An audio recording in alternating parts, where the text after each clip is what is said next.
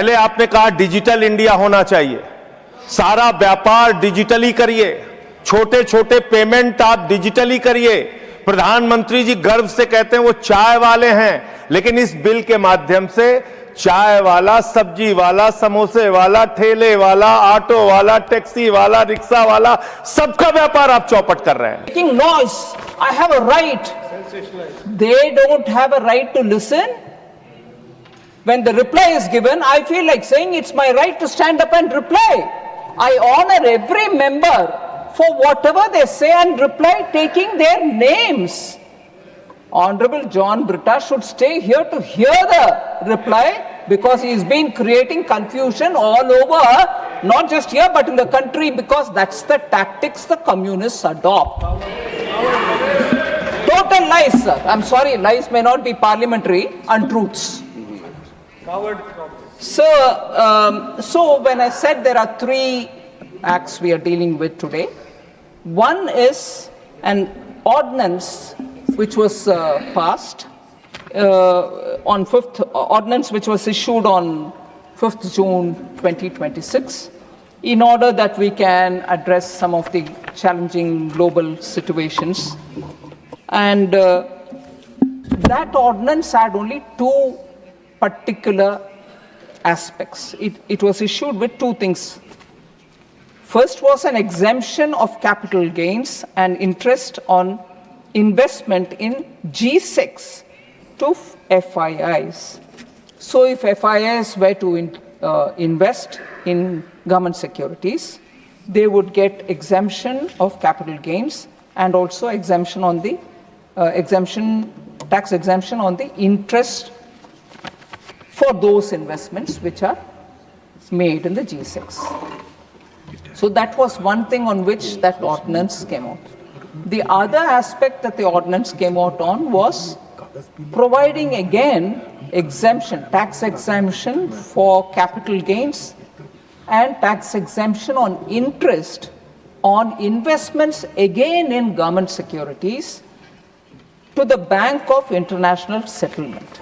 So the ordinance of 5th June 2026 had only these two issues, and now that ordinance will have to be made into a law or made part of the law. So we are coming with those two, but we are not coming with just those two. We are bringing in newer things as well, in addition, that is. So what are those newer things, sir? Again, keeping the global developing dynamic situation in mind, we have come up with a few more additional points which relate to taxation and other laws. So the first one, I'll be very brief about what are the additional things which are coming in. The first one is to extend the exemption period which are provided for foreign companies which provide capital goods equipments to a contract manufacturer. Take an example, sir, of some kind of a commodity which is being produced. But when producing that, they need certain tools or equipments to produce that. Those tools and equipments are not manufactured in this country, but they need that here. They may bring it here, use it here, and once the production is over, it may go back or it may be left behind because they are specifically made and designed for the production of these kind of tools. So for them, the exemption of tax, the exemption from tax for those equipments which are uniquely for the manufacture of certain things that are produced in this country. So that with some conditions we are allowing that exemption.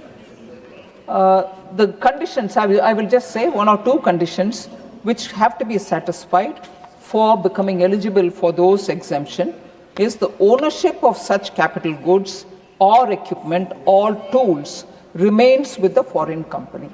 It cannot be transferred to the local company.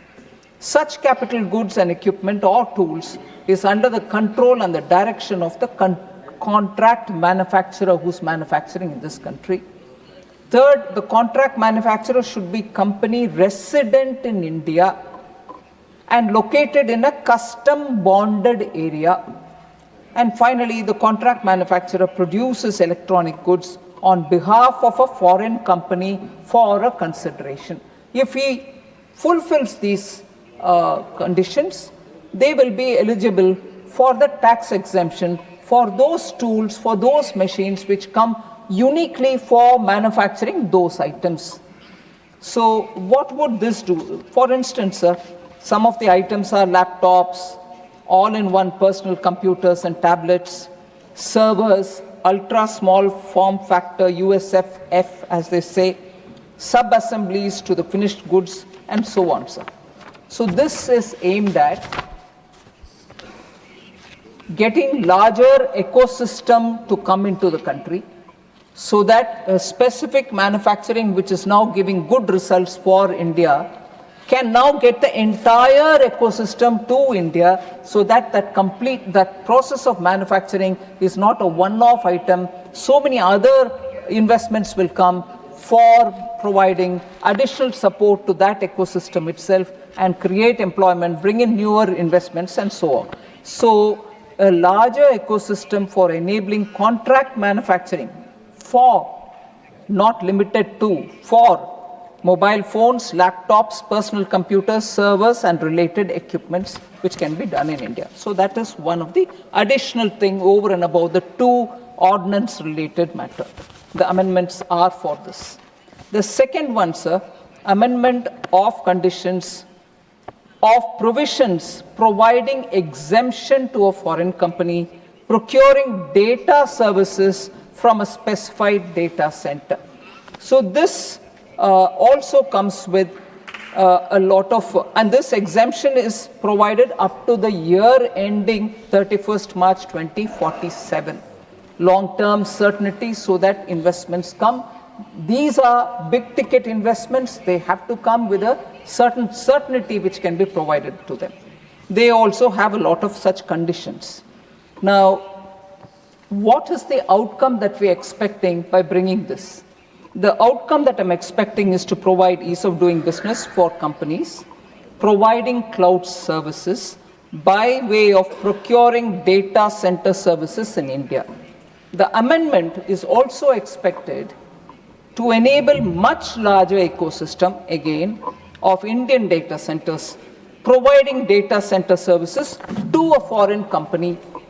The reform will enable AI data cities in India and is expected to bring in significant investments for AI data cities in India. Sir, I want to add beyond the language of the Act itself, which I've partly narrated, that there is an apprehension that this is only for foreign companies. These kind of exemptions are not going to be available for Indian companies. It's not true at all, sir. I want to explain how. This will enable, sir, current data centers to expand their footprints and services for foreign cloud service providers. There are foreign cloud service providers, but there are very many Indian companies providing services to them. They also get covered. This will have the impact of large-scale expansion and setting up of hyperscale data centers in India. Also, the investments, the assets, this is a very critical and important point, sir. The investment, the assets, the employment, and also the profits which will rest with Indian companies on account of data center reforms. I repeat that line, sir. The investment, the assets, the employment, and also the profit will rest with Indian companies on account of the data center reforms. Another point, sir. The reseller entity of this foreign cloud service provider will also be an Indian entity. These taxes shall also come to India back again and will expand the reseller ecosystem. The exemption to the foreign cloud service provider is given till 2047 because data center is a long gestation asset and long working life. Investor makes heavy investment and in turn seeks certainty of tax treatment. So it is not just for foreign companies. In fact, the Indian company ecosystem can expand because of this exemptions that we are giving. Third, sir, other than the two which come along with the ordinance which have to be made into a law, the additions that we are making, the third addition is exemption to foreign mining company engaged in the business of selling rough diamonds. I can't see member Vikramjit Sawhney, who spoke elaborately on this point. Foreign mining companies, sir, are allowed, not today, since 2016, to display uncut and unassorted diamonds in specified or special notified zones such as Mumbai and Surat, and such display is exempted from forming a business connection in India. They come, bring stocks, display it, and whatever is chosen is also taken back, and then they bill it from there. They have no other connection with any of the buyers or companies which are here. This has been on since 2016. For enabling sale of rough diamonds in these zones, safe harbor rules or a framework under rules 99, 102 of the income tax rules 2026 was provided for foreign mining companies engaged in the business of selling raw diamonds, uncut diamonds, wherein the profit and gains of the eligible business chargeable to tax shall be 4%. That is the safe harbor, or more of the gross receipts from that business. So in order to promote the ecosystem for trading in raw and rough diamonds and provide tax certainty, it is proposed through this amendment that we are bringing to expand the definition of raw or rough diamonds to include assorted diamonds and also provide exemption to a foreign company engaged in the business of diamond mining or a foreign company functioning as a site holder, broker, aggregator, or a tender and auction entity for such businesses for a period of 15 years up to tax year ending 31st March 2041. We have elaborately mentioned each one of the categories so that there is no confusion about who's eligible and who's not eligible. The new provision, therefore, is proposed to be inserted at serial number 13F of the table in Schedule 4 of the Income Tax Act 2025.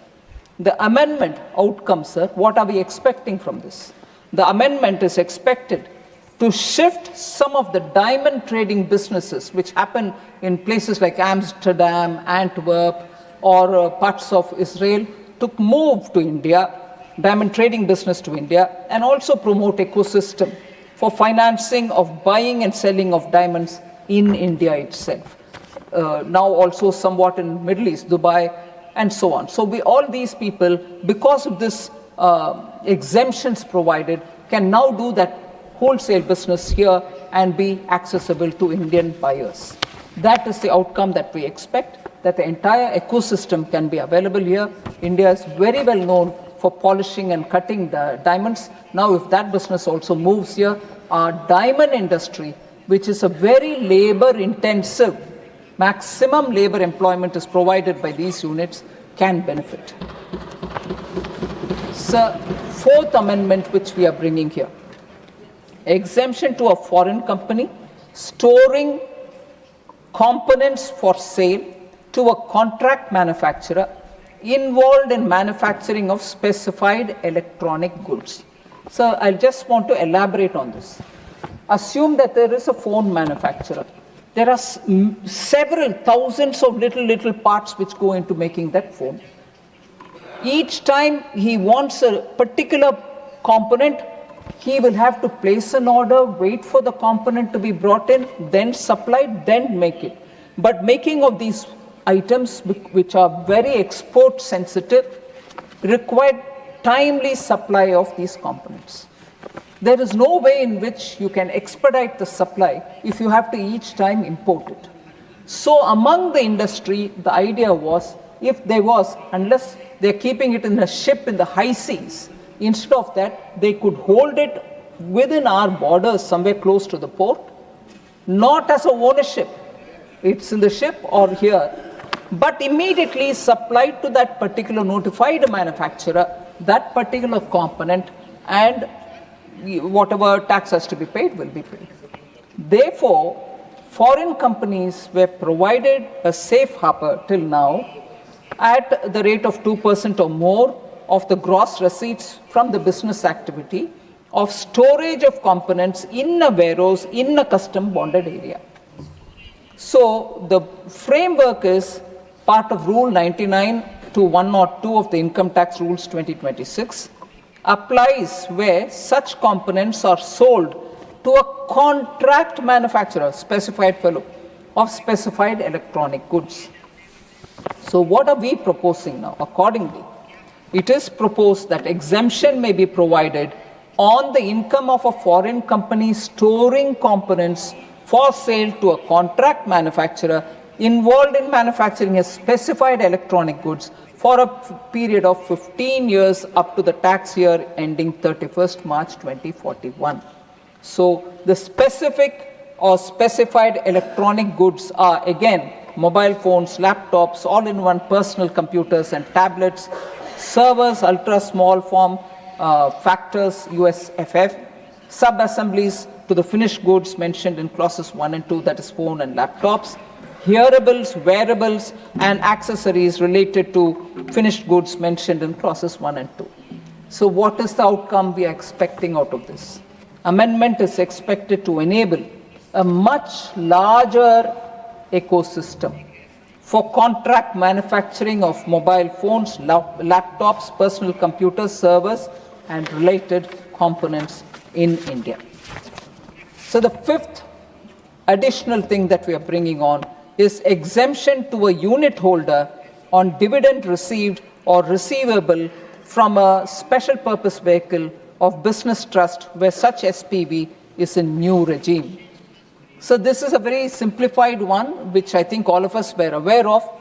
We brought in the accumulated MAT, which was in the old income tax regime, sort of as a final tax, and from now we wouldn't collect MAT under the old regime, nor do we want to collect under the new regime.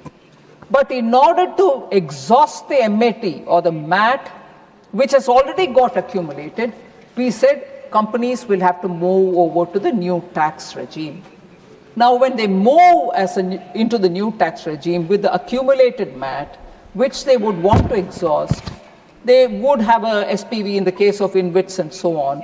They would have an SPV. That's one thing which has happened through the finance bill. In the new income tax regime, sir, we don't allow any exemptions, which is well known to everybody. But because people are moving into the new regime with accumulated MAT, they have to exhaust it. Then what happens is, if they pass the dividend from their hand to the unit holder, because it's all units which come together, InvIT is a set of units, Ratus is a set of units. Unit holder is an individual. When they pay the dividend in the new tax regime, these dividend receivers, unit holders, will be subject to tax. So that is inconsistent with the practice which existed in the old regime. So when they have come here to exhaust their MAT, if they are exhausting their MAT, the dividend payable, we are now exempting for in the hands of the unit holder, who is an individual. So the SPV of a business trust may also have to move to the new tax regime, either to avoid final MAT tax in the old regime or to avail accumulated MAT credit in the new regime, which is what I explained. So this will lead to unit holders losing the exemption on dividend income, which is why we are giving the exemption to the unit holder. What would this be as an outcome? The amendment is expected to further boost investments in real estate and infrastructure through business trusts, because we are making it consistent. So the sixth one and the last one is over and above the two which were part of the ordinance. The sixth one is relaxation of conditions for eligible investment funds where an eligible fund manager relocates into India. So this is a very interesting case, because as per 9(2) of the Income Tax Act 2025, income is deemed to accrue or arise in India if it accrues or arises directly or indirectly through or from any asset or source of income in India, or any property in India, or any business connection in India, or transfer of capital assets situated in India. Now, when all this is so completely India, there are cases where a fund operates outside, but the fund manager is located in India. In order to exempt such cases, several conditions have been prescribed in respect of an eligible investment fund and also the fund manager. Presently, there are 13 conditions for the eligible investment fund and 4 conditions for the fund manager. Some of these conditions stand relaxed in IFSA. However, there have been persistent representations from the industry to rationalize the said conditions so that fund managers could relocate to India. So, Schedule 1 of the Income Tax Act of 2025, sir, is proposed to be amended. So that's the amendment, the sixth one, to relax the conditions for being an eligible investment fund. It has been proposed to reduce the number of such conditions from 13 at present to only 5 conditions to rationalize the said conditions. The proposed 5 conditions are these: fund is not resident in India, fund is resident in a country or specified country which is having a DTA, double taxation avoidance agreement with India, or in a notified jurisdiction. Aggregate investment by Indian residents does not exceed 5% of the corpus. Fund does not carry on or control and manage directly or indirectly any business in India. No person acting on behalf of the fund engages in any activity which constitutes business connection in India other than the activities undertaken by the eligible fund manager. So what is the outcome that we are expecting out of this, sir? The amendment is expected to promote fund management activity in India. Sir, globally it is recognized Indians are exceptionally good in fund management. We want more of them to come reside in India and manage funds. Funds can be outside, but if the fund manager comes to India, we are able to have better administration, and more people who are very good in this field can get opportunities within India. So the amendment is expected to promote fund management activity in India, as it will enable relocation of fund managers to India. As I said, Indians have much expertise in fund management, and it is expected that many fund managers of global funds will relocate to India in IFSC or also elsewhere in the country. So ordinance plus these amendments are the ones which we are talking about, sir. So I'll come to the most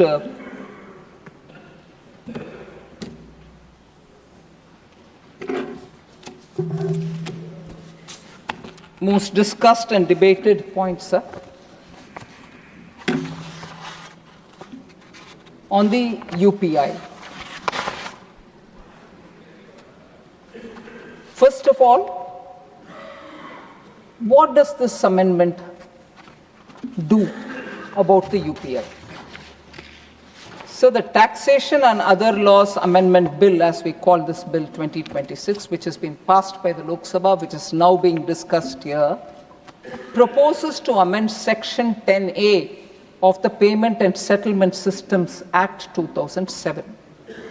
The amendment is an enabling provision. It does not impose any tax or transaction charge on UPI users. Let this be clear. It enables the government to specify through notification the electronic payment modes that will continue to receive statutory protection against charges. So I'd like to read that again. The enabling provision that we are bringing in today does not impose any tax or transaction charge on UPI users. It enables the government to specify through notification the electronic payment modes that will continue to receive statutory protection against charges. Once the bill is passed in Parliament, the UPI and Services Steering Committee, headed by the National Payments Corporation of India, will consider and decide whether any MDR should be introduced, and if so, its scope and structure. So that is the committee which will have to see what is the scope of anything now that the enabling provision allows them. Therefore, no MDR framework has yet been finalized. Let's take that as the first step. I'll also, before I come to the specifics, want to say experience from Visa and MasterCard. Electronic merchants routinely pay MDR of around 1.5% to 2% or plus more than 2% on credit cards and up to 0.90% on debit cards today too. Yet major retailers generally do not add a separate charge to the customers. So you have these charges on the businesses, but they don't charge separately on the customers. Instead, they actively promote card usage through discounts and EMI offers. For instance, I'm taking names just for us to understand. Amazon, Flipkart, Chroma, Reliance Digital, Vijay Sales, etc. On a 10,000 rupees or up to 1 lakh purchase, you'll typically find them following on credit and debit cards, instant bank discounts, no cost EMI options, additional cashback offers, or exchange bonuses. The merchant is already bearing payment acceptance cost because digital payments help drive higher sales and large ticket sizes. A vast number of electronic purchases are financed through EMI in one form or the other. Customers often choose a card specifically because of EMI and issuer-funded offers. UPI is currently the least attractive option in this category, even with zero MDR. Unlike credit cards, today, nobody offers rewards and issuer-funded discounts on UPI. The sustainable revenue stream can actually enable more innovations such as merchant issuer offers on UPI. So just so that we talk comparably, sir, merchant or payment acceptance charges are used in several major faster payment ecosystems. Australia, sir, up to Australian dollar 0.3 per transaction or 0.50% per transaction. Brazil, about which our honorable member John Britta said, Brazil example. Brazil has 0.22% to 0.33%. I'm giving an indicative charge. Brazil has charges. China, which they'll feel very close towards, approximately 0.40%. I don't know if you'll be able to shout at Beijing, hey, we follow you.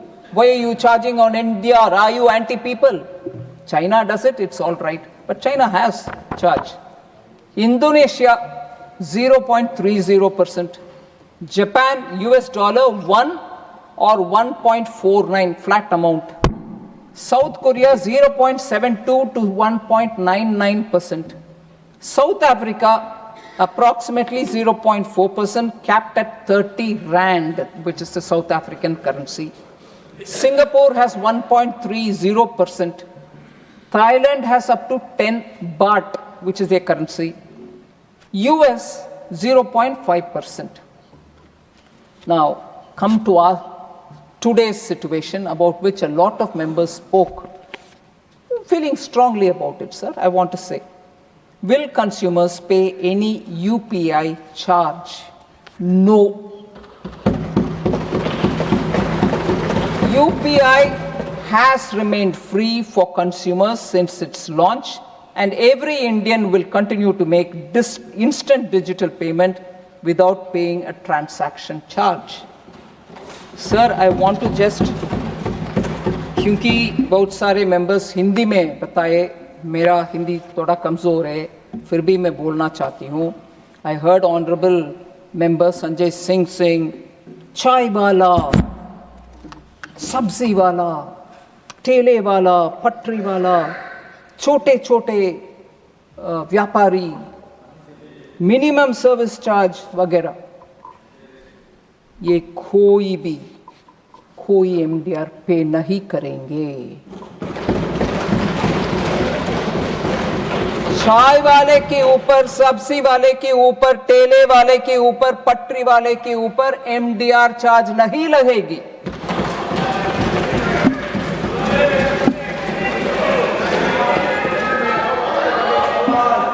Sir, छोटे merchants और kirana stores हमारे inclusive financial schemes और सरकार के ये बहुत बड़ा commitment है फाइनेंशियल इंक्लूजन का. Small merchants remain central to UPI's inclusive growth. उनके ऊपर हम कोई एमडीआर लगाने वाले नहीं है, इरादा नहीं है. इनेबलिंग प्रोविजन का हम ध्यान रखना है. Any future MDR will apply only to a limited category of merchant transactions above a certain prescribed high threshold. The vast majority of merchant transactions, including ordinary low value transactions, will continue to remain free. इसीलिए मैं उसी शब्दों को repeat करना चाहती हूँ. चाय वाला, रेडी पटरी वाला, छोटे दुकानदार, उनके ऊपर एमडीआर लगाने वाले नहीं है.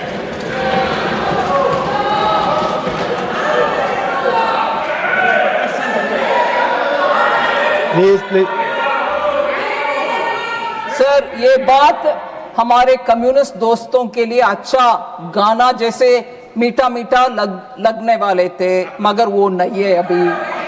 हाँ, उनको हम जाके बोलना चाहिए, भैया प्लीज इतना अच्छा खुशखबरी हम आपको दे रहे हैं, मगर बाहर जाकर दोबारा वही गलत फहमियां रगड़ रगड़ करके बोलना नहीं है. पार्लियामेंट में जब जवाब दे दिया, बाहर जाकर के गलत फहमी फैलाने वाले के ऊपर इस देश में कुछ प्रश्न उठाना चाहिए. मैं ये नहीं बोल रही हूँ कानून बनाना चाहिए, कम से कम उनके ऊपर प्रश्न तो उठाना चाहिए. ये क्या है भाई? पार्लियामेंट में सुन लिया, एनपीसीआई कल तो मीडिया में बोल दिए, डिपार्टमेंट ऑफ फाइनेंशियल सर्विसेज के द्वारा प्रेस नोट भी आ गए ना. फिर भी हम हमारे ही ध्वनि में जाएंगे. गलत फहमी कहाँ सर? आदत के मजबूर. केरल में भी साफ हो गए. हाँ, इसीलिए केरल में भी टोटल साफ हो गए. भारत देश में अभी कई कम्युनिस्ट का राज्य नहीं है. Sir, so the amendment does not contemplate a blanket charge on vegetable vendors, चाय वाले, फ्लावर वाले, ऑटो ड्राइवर्स, किराना स्टोर, किसी के ऊपर हम कोई इसमें नहीं. इससे ज्यादा इस विषय में और ना बात करते हुए sir, world largest real time payment system हमारा है. इन जुलाई 2026 alone we processed 2,366 crore transactions worth in July alone. worth 29.9 lakh crores, world record. So ये हमारा छोटे स्वनिधि व्यापारी या डिजिटल पेमेंट के द्वारा छोटे छोटे QR कोड्स रखने वाले, रेडी पटरी वाले, सब के देन है भारत देश का। उनके ट्रांसैक्शंस के द्वारा हमारी यूपीआई बढ़ रही है। और हमारे ही स्पीकर शायद हमारे महाराष्ट्र से जो बात किए, या धनंजय याद दिलाए हमें कैसे फॉर्मर वित्त मंत्री जी हंसी मजाक से हमारे देश में पावर है क्या, छोटे लोगों के पास इंटरनेट है क्या वगैरह पूछे थे। एक समय पर सब लोग उनके साथी हंस रहे थे।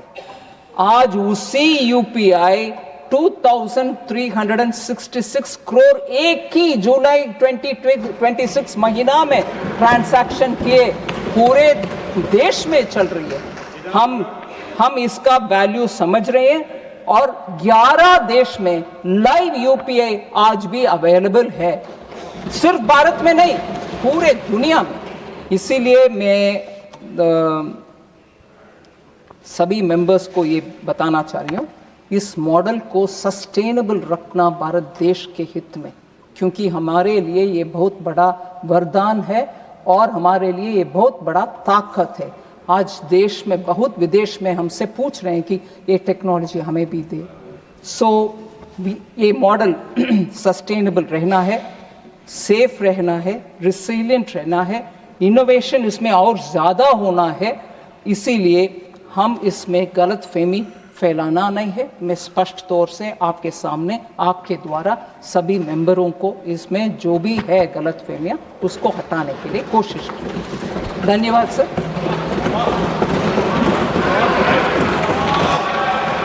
माननीय सदस्यगण, नो यहाँ नहीं है।